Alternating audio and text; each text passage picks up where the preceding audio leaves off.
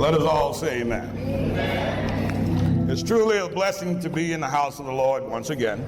As the choir come down, it's been a busy week, as Pastor said. We've been all traveling here and there.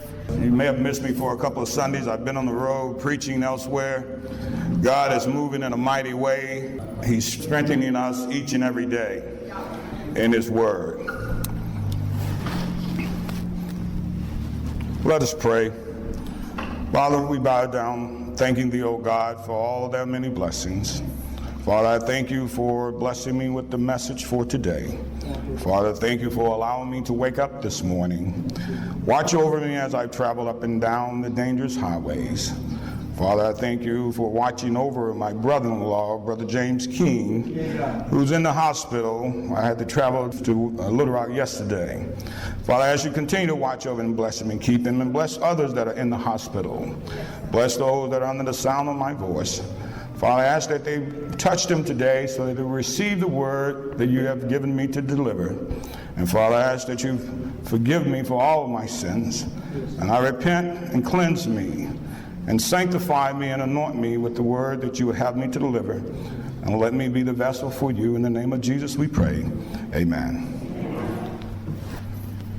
In preparing for today's message, God works in mysterious ways.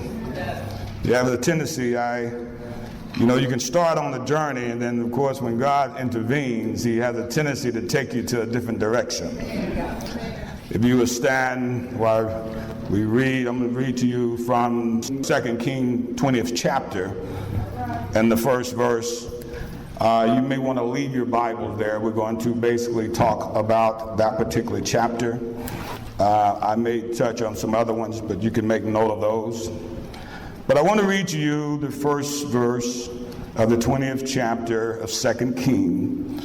It says, "As in those days was Hezekiah sick unto death, and the prophet Isaiah, the son of Amos, came to him and said unto him, Thus saith the Lord, set thine house in order, for thou shalt die and not live." I want you to be seated in the presence of the Lord and bless the hearers and the readers of His word.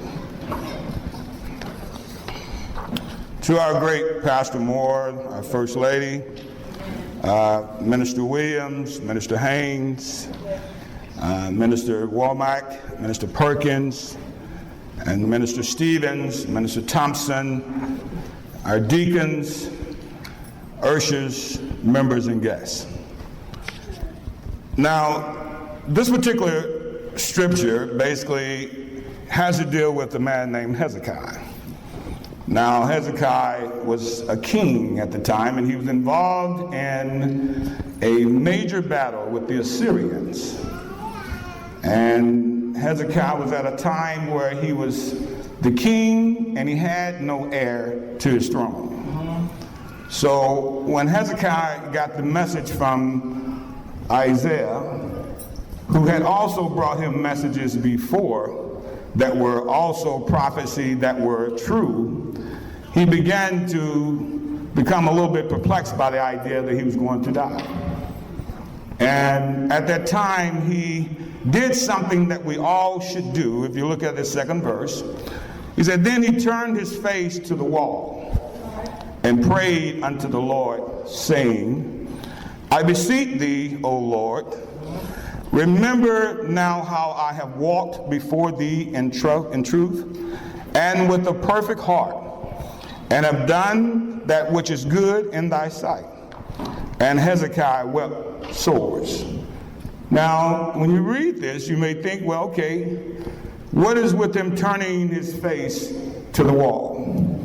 Sometimes, let me, before I get started too far, I'm going to speak to you today on sad news becomes good news. All right. Sad news becomes good news. Now, this is sad news if someone tells you that you're going to die. Even though we're Christians, and we have to come to grips with the point when the body and the soul has to depart.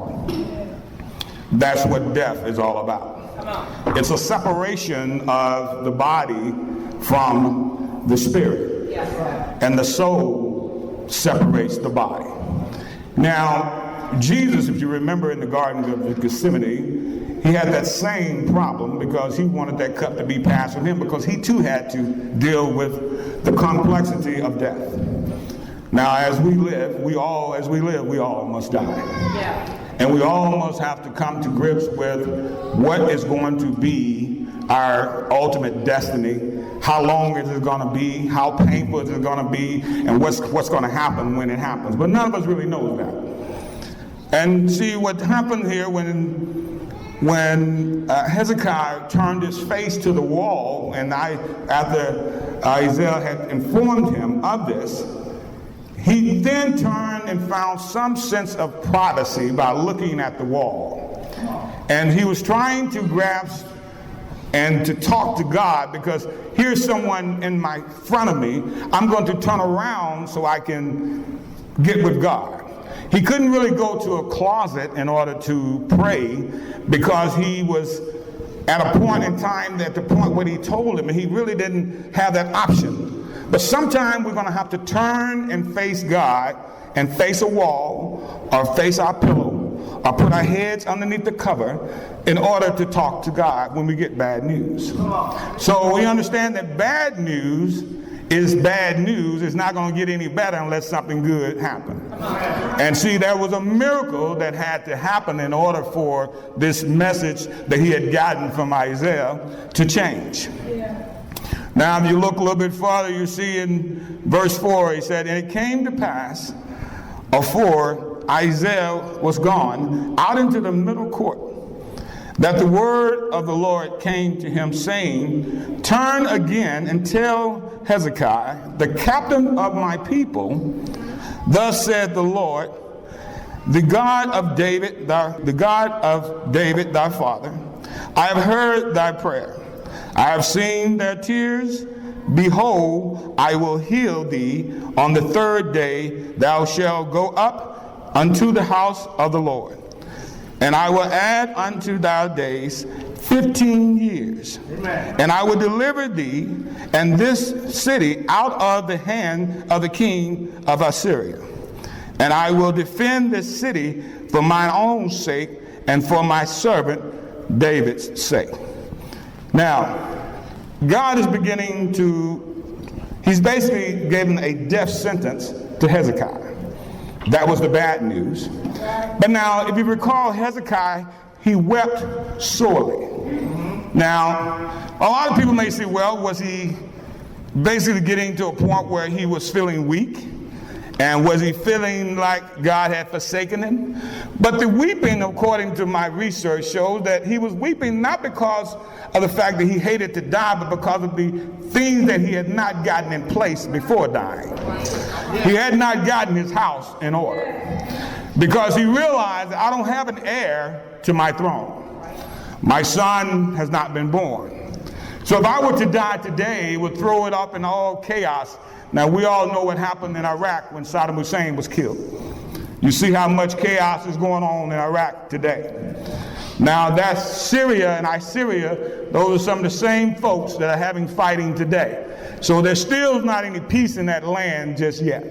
But I want you to understand that he was dealing with the fact that he was in a war and he was commanding his people, leading his people. He was the captain of his people.